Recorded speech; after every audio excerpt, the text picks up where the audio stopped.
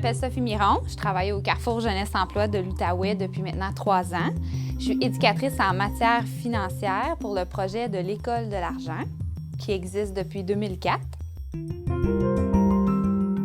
L'École de l'argent se veut un projet pour sensibiliser, informer et accompagner les jeunes de 16 à 35 ans et les nouveaux arrivants de moins de 5 ans au Canada dans le domaine des finances. Donc, vraiment de les informer, de les sensibiliser, de les accompagner vers les bonnes ressources.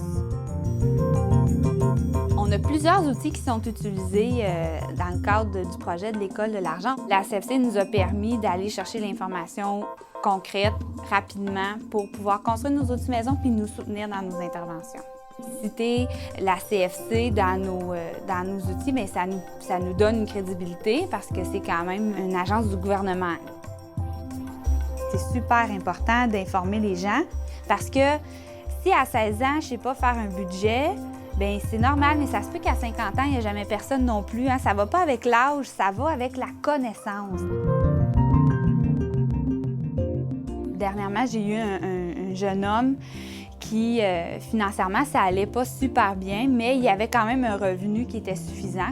Mais cette personne-là, on a été capable d'identifier en faisant son budget, en ramassant ses factures. Hein? Ça, c'est toujours le truc pour les amener eux-mêmes à se rendre compte que finalement, je pensais que je dépensais 100 $ au restaurant, mais c'est peut-être plus 200, 250, même 300 $ au restaurant que je dépense par mois.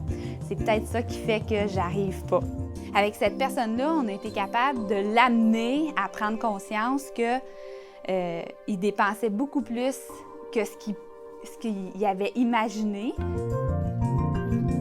Moi, ce que je peux constater, c'est au niveau des plus jeunes, ce qui je trouve un petit peu épeurant, c'est tout l'aspect de la consommation. On voit à la télé, donc on désire ces choses-là qu'on ne peut pas se permettre. On finit par y aller, on le paye à crédit. Là, après ça, on n'est pas capable de rembourser. Le stress se crée et oups, on est tombé dans le piège du crédit.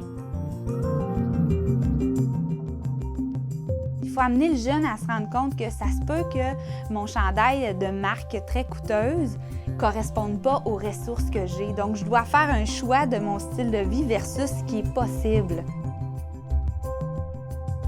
Il faut qu'il soit capable de comprendre, de faire le parallèle entre une vie saine et des finances saines, parce qu'il y en a un parallèle.